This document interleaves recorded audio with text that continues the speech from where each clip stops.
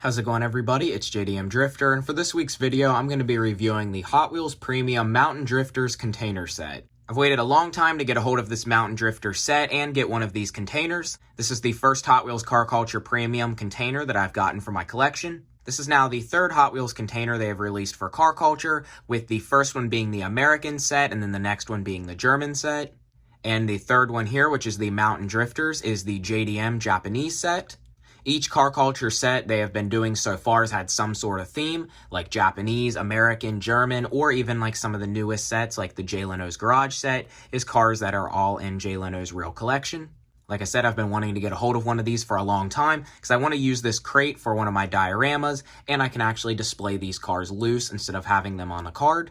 I also have hardly found any premium Hot Wheels within the past year, so I have not found one of these cars in store or seen any of these in person, so these will be really cool to check out.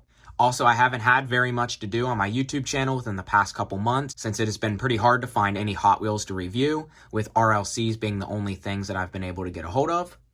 And a set like this has been back ordered for multiple months. I'm pretty sure this set was originally supposed to be released back around July. That seemed like the time that hobby dealers were starting to get these, but for some reason this set did not end up getting released on Amazon until the end of September. It's probably been about 5 or 6 months since this set was actually originally released in store. It's usually about 2 months to 3 months after the Car Culture sets are released in store until the container is made.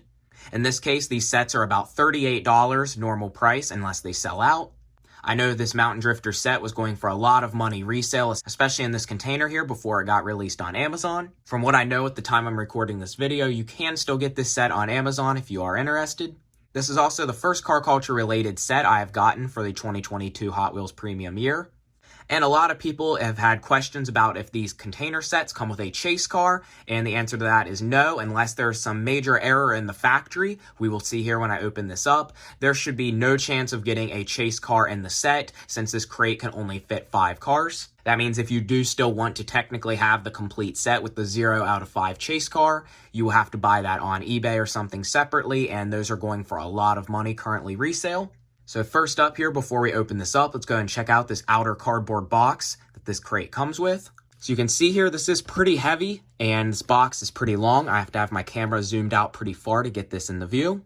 As expected with Amazon, this was packed very poorly, and the corners on my box kind of got dented up, but I'm not too concerned about this kind of flimsy cardboard box here. I'm mainly wanting the crate inside, but as expected, if you do order these from Amazon or even Mattel, they are not going to come packed very well, and that is unfortunately the only way you can get these unless you buy them from a hobby supplier, which is usually going to be more than retail price.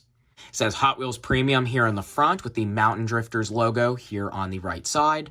We also have the Mattel logo, and we kind of have a crate or container look here to this brown box. Here on the top is the Hot Wheels Premium logo. And on this end of the box, we have the metal hinges and everything here like a real container crate would have. And there is the Hot Wheels Car Culture logo. And same thing on the other side, but without the fake hinge looking door. And here on the back of the box shows a picture of what the actual plastic crate is going to look like. Supposedly this will fold down here from the top, and it will have the Car Culture logo with the blue and orange stripe and say Mountain Drifters here on the side. This also really fits this Japanese set as well, because a lot of the cars in this set are JDM imports, so it would be realistic to see these cars coming over to the United States on a crate. Unlike the American set or the German set, some of those cars were US spec models. And it does show you what this set contains, and this is a 5-car set. All of the cars are kind of angled here in a plastic blister inside of this crate. And the cars in the set are the Toyota AE86 Sprinter Terreno, the Mitsubishi 3000 GT VR4, the 03 Honda NSX Type R, the Liberty Walk ER34 Super Silhouette Nissan Skyline, and the 1995 Toyota Celica GT4. I only have 2 other colors of the cars in this set. 2 of these models are new castings and new to this set, and one of these models I have yet to find in any other colors previously, and I will talk about more of that later after I open this up. But overall, I like every single car in this set. This has been one of the major sets that I've been trying to get for my collection. I've really been wanting to get one of the containers, so I'm finally glad to get this to review. So let's go and open it up here from this outer box, and we will check out what the actual crate itself looks like.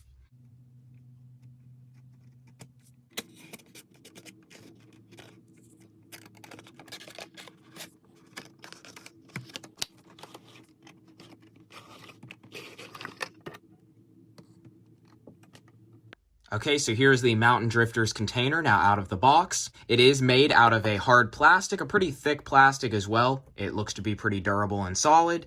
The color doesn't show up that correct on camera. It looks kind of more of a darker brown color.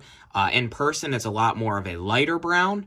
But I do really like the look of this. It looks realistic. I do like the painted on look here of the Mountain Drifters in white. It even says down here it's got 5 cars, and there's some codes as well with the giant car culture logo. But overall, it looks like this is pretty much it for this container. It does have the door here on this end like was printed onto the box, and nothing here is detailed or anything, but it is all molded and textured. You can also see here are 3 latches on the top with a hinge here on each corner to make this door fold down. So let's go ahead and open this up here and check out the cars inside.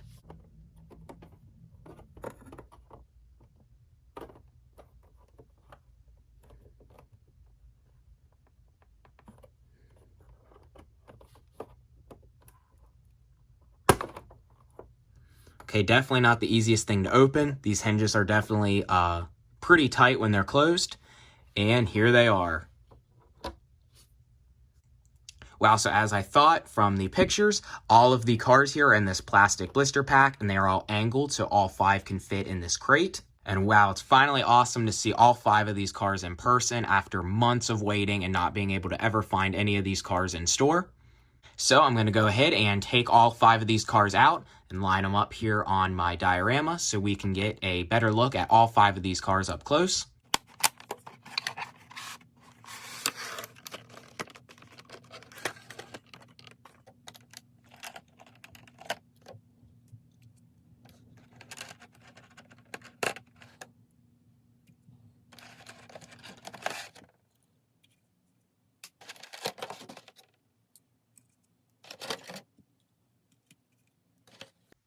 Okay, so here are all 5 cars now out of the container.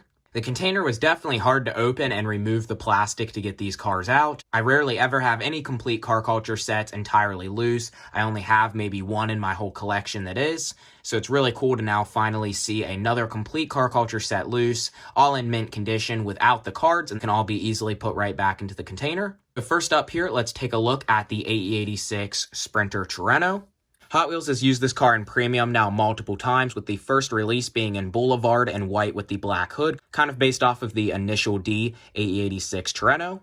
Hot Wheels has actually done the Japan exclusive AE86 Torino from Initial D, which that car is worth hundreds of dollars today. I do have a couple mainline versions of this, like the Falcon Tire version, and I do have the original Boulevard version in white and black. I really like this one with the Japanese anime style theme. It has the goldish brown colors, kind of similar to the plastic of the crate.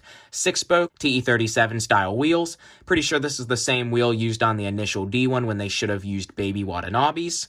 This is also the first Hot Wheel I'm pretty sure I have in my collection with the newer Baby 6-spoke TE37 style wheel. Not usually too big of a fan of the gold color wheels. I think these would have looked better on this car in maybe black or blue, possibly even with maybe pink or black, possibly even with mismatched color wheels. But either way, I really like this. It's right-hand drive with 2 nitrous tanks where the passenger seat would be. Just nice tinted windows, a matte black metal base, nice thick white paint with a Japanese license plate in the front that says AE86, fully detailed, and we have fully detailed rear as well with the Apex badging and Torino. Really like this. I really like the anime JDM style theme, and that's definitely a neat piece to have. Next up, here's a casting I've really been wanting to try to get for a while. This is the Mitsubishi 3000 GT VR4. This is the left-hand drive American version of what is known in Japan as the Mitsubishi GTO. It's actually the only car in this set that is a American spec vehicle. And this is the Mitsubishi 3000 GT VR4, which is the higher up version of the Mitsubishi 3000 GT. Some of these cars came with what was known as a battle wing. This one just has the normal trunk lip spoiler. This also has the gray 10-spoke wheels, which look really nice on this with the black interior, tinted windows, details front and back, and the matte black metal base. Here's a car that I brought out to compare this to. This is a newer release from Matchbox, and this is just the normal left-hand drive Mitsubishi 3000 GT.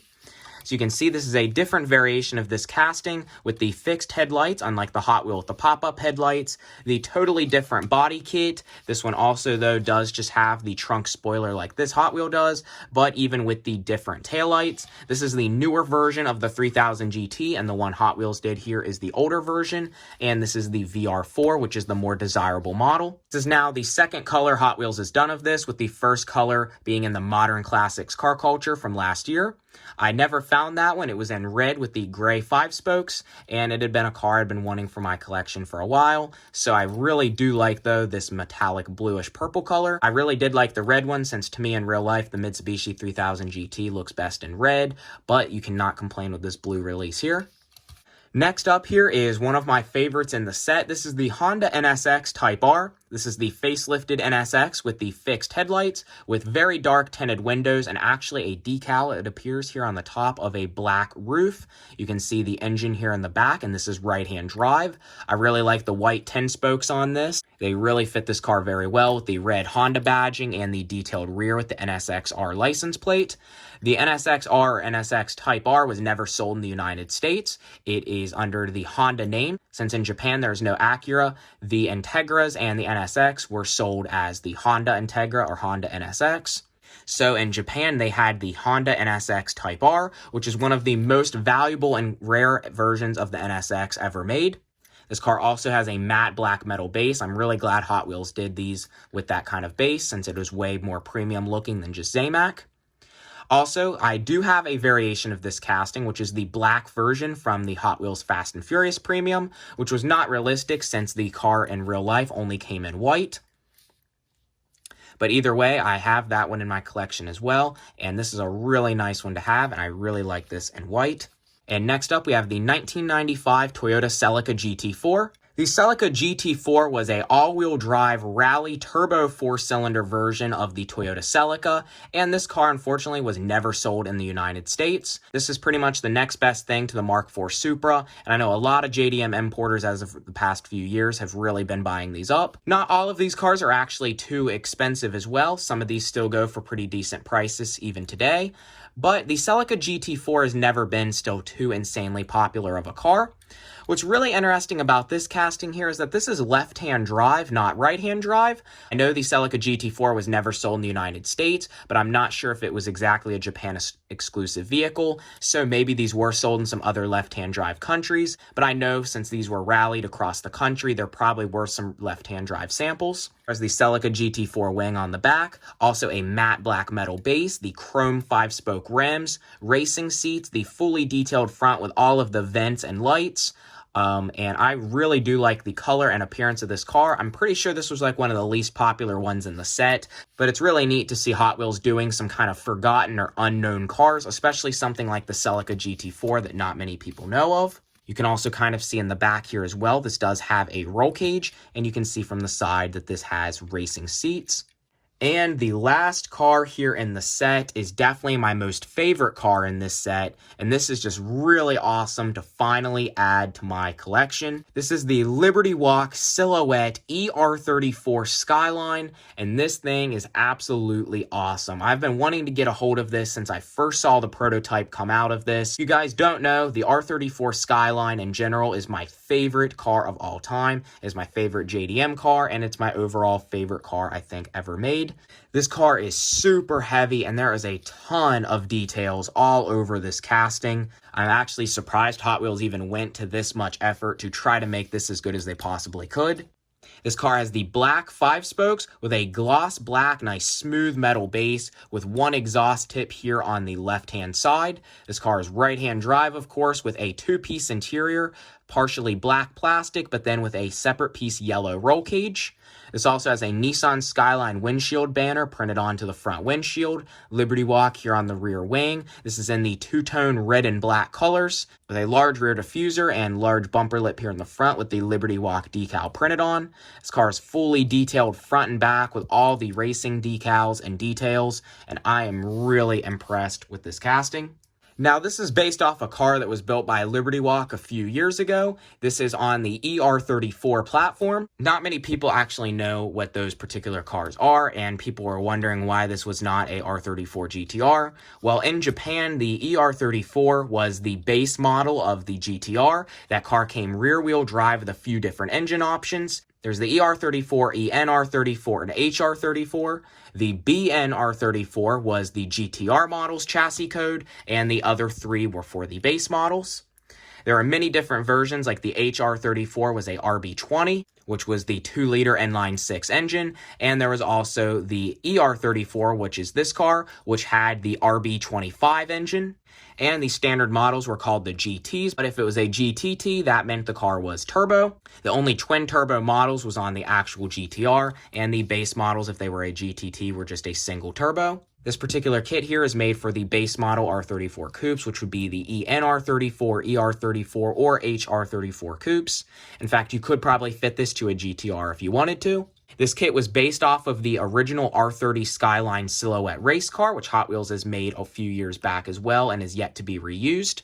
In real life, that car was also raced with a Tomica advertising livery and the red and black two-tone like this. Also, I thought I would bring out the normal Hot Wheel R34 GTR casting to compare this to. I do not think this new Liberty Walk one was modified off of this. This is the older Speed Hunters release, which I thought was kind of similar, being in the red with the Japanese writing and black side skirts. The normal Hot Wheel R34 casting has the Nismo style body kit, and as you can see, not many details on it compared to this one. But overall, these are a great pair to have, and I'm really glad to finally add this Liberty Walk silhouette to my collection. So now I'm going to go ahead here and put all of these on the turntable, and that'll be about it for this video.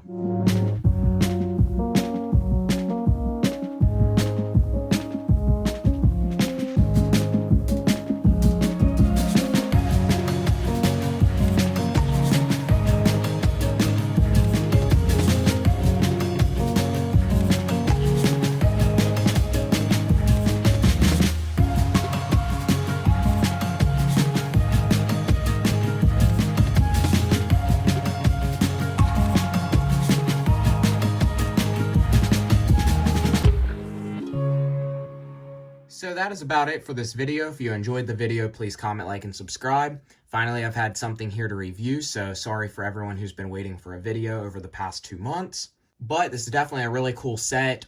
It's what I expected from Hot Wheels.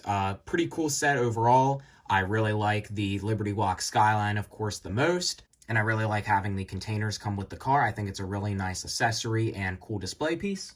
And if you have not already, please follow my Instagram. It is itsjdmdrifter. I can put a link in the description below, as well as to my other vintage toy restoration YouTube channel. So again, if you enjoyed the video, please comment, like, and subscribe, and I will see you next time.